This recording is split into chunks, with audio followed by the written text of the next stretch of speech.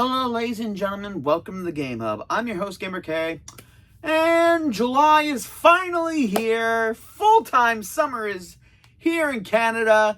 And it's been goddamn hell for the last week. And to what a pain that I've also decided to continue my own form of hellish, agonizing torture than to continue with the Assassin's Creed Odyssey DLC stories.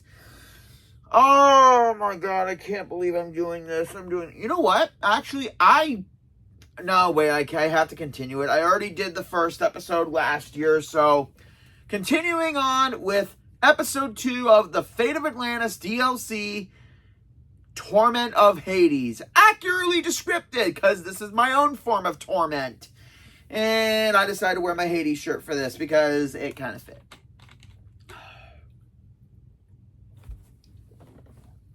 After the trench that we had to go through in episode 1, sometimes not all the DLC episodes are terrible. Sometimes a couple of the episodes are bad. Sometimes the setup isn't always good, but sometimes the halfway point is a little bit better. So is this one better than Elysium? Well, we'll see. So, after the ending of the first episode where Persephone tosses the piece of Eden orb into a pit and her dog Ross jumps in after it, we are the idiots who jump right into it. And then we find ourselves in a big pit with Ross's figure in the dust suddenly growing multiple heads. It took me until the artwork of the episode to be released to realize Ross is Cerberus. And we start this DLC with, first we start it in the Atlantis temple with Layla and her friend Victoria, and the doctor, whatever. And we start off with a boss fight against Cerberus. And honestly, it's a good boss fight. It's really, really, really fun. And again, this DLC is the last for Odyssey, and it's the highest level. So if you didn't grind throughout the game and do everything to level up, especially in fucking Fields of Elysium, you're going to be a chew toy. A lot. But again, great boss fight. Then after we take the orb, Ross changes back to the dog form and is dead. And then we are greeted by Hades, who for some reason looks like Brainiac from the Injustice games. Well, Injustice 2. I don't know what's with the weird look of Hades, but I still love him. He still looks intimidating, but he's not overly threatening. He's threatening in his actions and his tone, which I love in a good Hades. And basically, he's telling us, because we killed his dog, he's tasking us with finding the 4 gates of Hades and finding someone to guard it now that the guard dog is dead. Seriously, it's almost like I was expecting him to go John Wick on our ass for killing his dog. But no.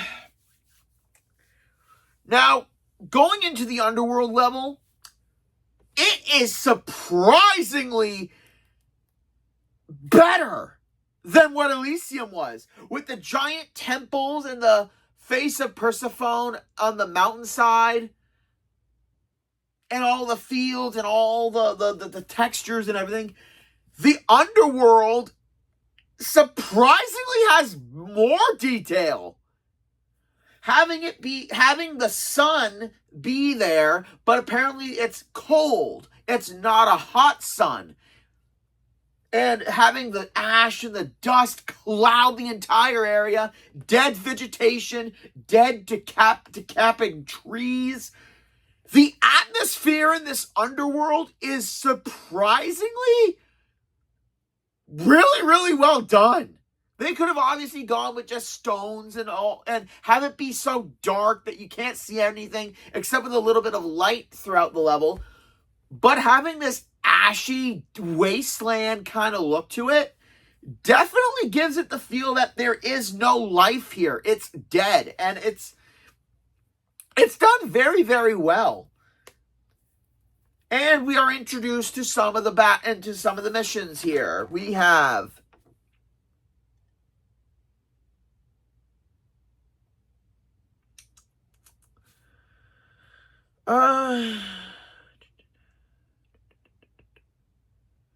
we have to seal portals that some dead souls are coming out of, defeat the souls, and then we seal the portals. Basically that whole shtick from other games.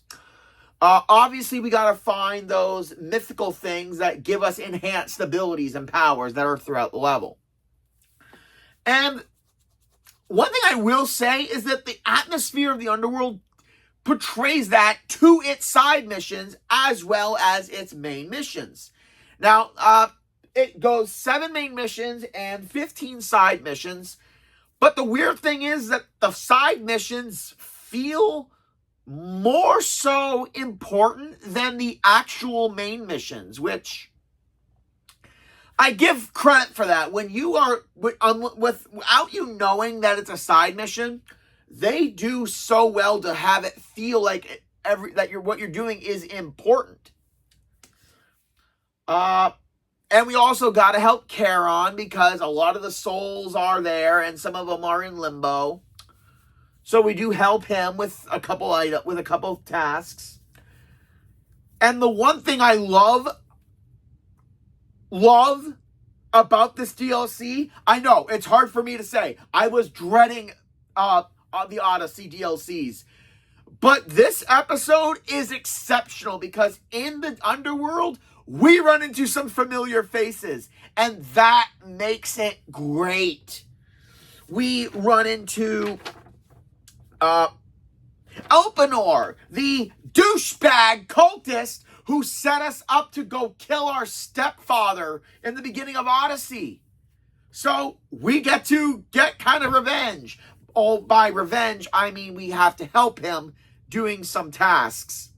Where another member of the cult is down here again, which is the Monger, who I believe when we revealed him, his whole, remember in the Odyssey, whenever we unveil a cultist, they would have a phrase or something they would say, and the Mongers would basically, get the fuck off my streets.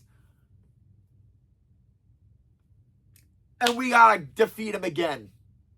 And toss him into the pits of Tartaros. And if we forgive or we condemn Elpenor after everything and that he feels guilt and that he feels bad for his transgressions, in the afterlife, it kind of goes back, it does a little bit. Again, not a lot of the choices that we do here kind of affect anything because all 3 stories of the fate of Atlantis are basically just fucking simulations that the staff is showing us of how to work the frickin' thing, which is a bit annoying.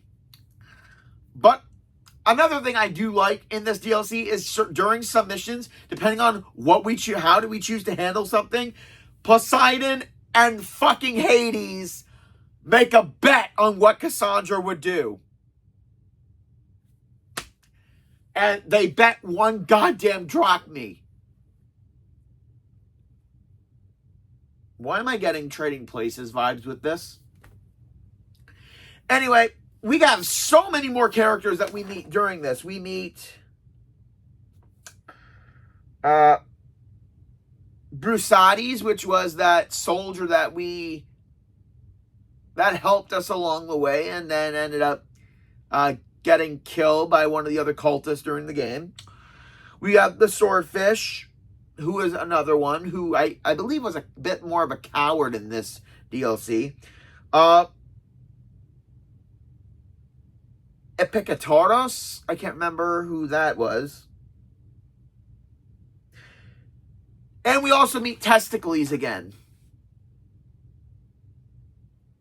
During a mission when we need to get a flower for another dead person, he needs it, but Hades Hounds makes short work of him. And to tug at our heartstrings, we get a reconciliation with Phoebe, that little girl who meant so much to us in the main game. Fuck you guys for implementing that, but someone made her drink water from the underworld, which makes you forget. If you haven't watched Hercules, the animated series before, there's a whole episode on that, and it's hilarious. So she doesn't remember us. She doesn't remember anything. She was in Elysium, but then she reached into the underworld to try to find her long lost parents that she never knew. And then after a long thing, we find the Cyclops again from our hometown in the beginning of the game. So we fight him and his men. And then we wish Phoebe off into the afterlife. And it's sad. It's a good moment that we get to have because she wasn't that much in the game. And then when we do find her again, when she dies, it's kind of like Yusef in Assassin's Creed Revelations. He was there from the start, a little bit there in the beginning, in the middle, but not as prominent as one would hope for a side character. But overall, these side missions and bringing back a lot of familiar faces is exactly what I expected from an afterlife section of the game. It gives you a bit of closure. It gives you a bit of regret with certain characters. And it's done really, really well.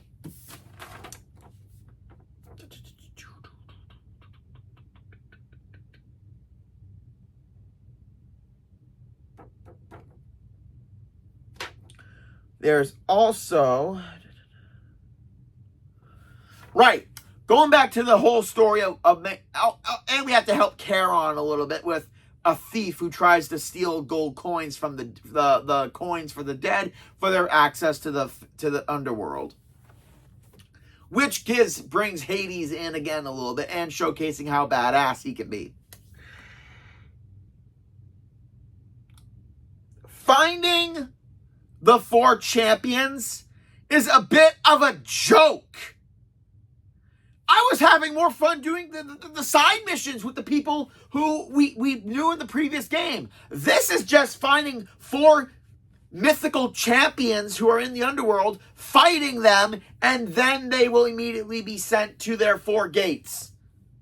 We have Perseus, Agamemnon, Heracles, which is Hercules, and Achilles. So basically it's just 4 mythical heroes of Greek mythology that we knew nothing about. We don't meet them. There's no story with them in this.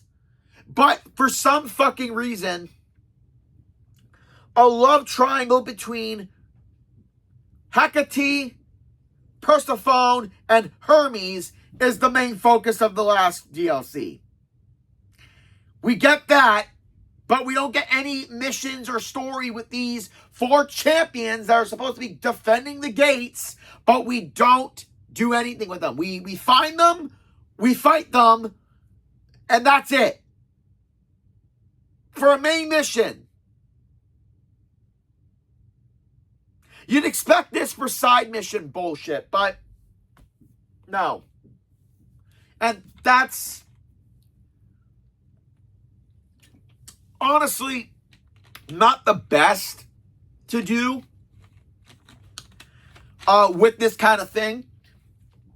Like if these were expanded a little bit more, like if each hero knew about someone in the underworld who was in desperate need of help, but Hades won't do anything about it. So if we were sent to help them, and then the hero, depending on how we dealt with it, he would either voluntarily go defend the gate to because we kept our word, or Hades would just magically force them and make them soulless. Like the thing with Phoebe, with the soldier who helped us, Brusades. If they added 2 more with people who died during the game, and we have to prove ourselves to these heroes, that would have made sense. Instead of just blind boss fight, rage bait boss fighting, because these boss fights are challenging. They will definitely push you to your limits if you are underprepared. You will die a lot. But overall, and then after all of this, we find Hades, and he says he's not going to show us how to work the scepter of Hippocrates. He is instead going to place us as the 5th gate guardian, whether we want to or not, and into the boss fight. And I will be honest, I'd far prefer the Hades boss fight from Kingdom Hearts and God of War, because this one, honestly, it feels like every other boss that we fought in this game that weren't the mythology bosses, like the Cyclops, the Minotaur, the Sphinx was just solving riddles, and the Medusa. Every other human boss fight feels like every other single boss fight, just with different weapons and everything. And Hades, sadly, feels that. And that's somewhat of a big problem here. When your big boss, the big fucking villain, feels like something that you can easily beat earlier in the game, it does hinder it a little bit. Cerberus was more of a challenge, and he was the first of this. So, and then it magically ends with Victoria pulling Lila out of the simulation, us going crazy and hitting her over the head with the scepter, and she dies. And yeah, the modern day stuff isn't great in this. It's basically a setup for Valhalla.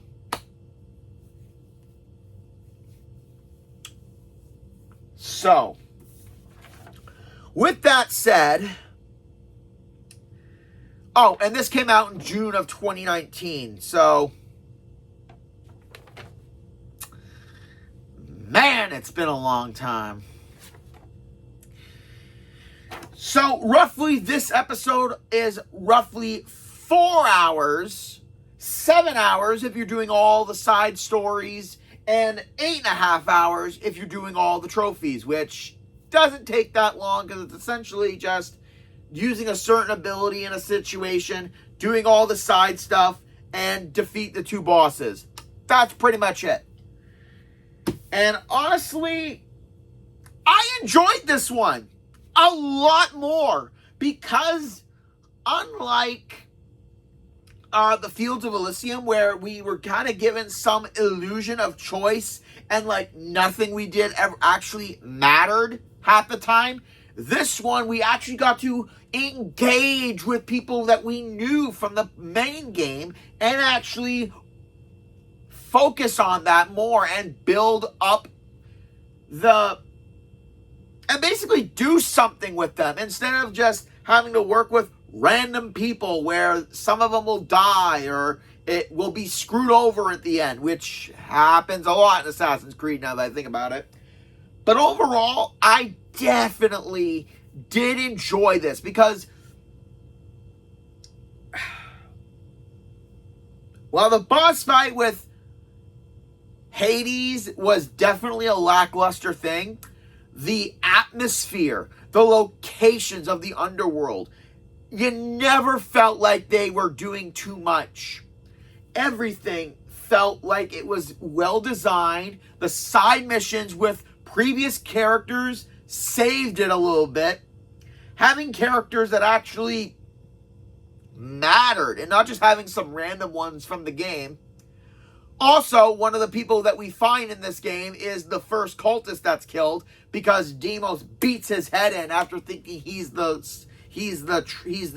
spy, but it was really us during that sequence. So that's kind of fun. And again, the atmosphere alone gets this episode a little bit higher. And plus the Cerberus boss fight at the very start. It's definitely a better outing than Fields of Elysium. And that is why, taking that all into account, and even though it's not as stunning and wowing as other DLCs have been in the past, GamerK's final verdict for Assassin's Creed Odyssey, Fate of Atlantis, Episode 2, Torment of Hades, is surprisingly gonna get a 7 out of 10. It's one spot better than Fields of Elysium because you get to feel like there's actual people here, like they were souls that were lost and not just the brain dead idiots of Elysium. And again, the atmosphere, the characters, that is something that gives us a great feel of a DLC level.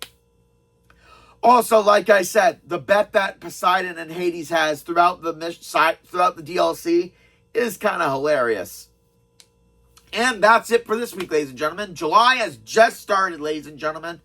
Like, comment, subscribe down below, and join me next week, where we start to weed out the week of video games as we go over boss fights that should have put up more than a fight than what their predecessors do. This is Gamer K, logging out.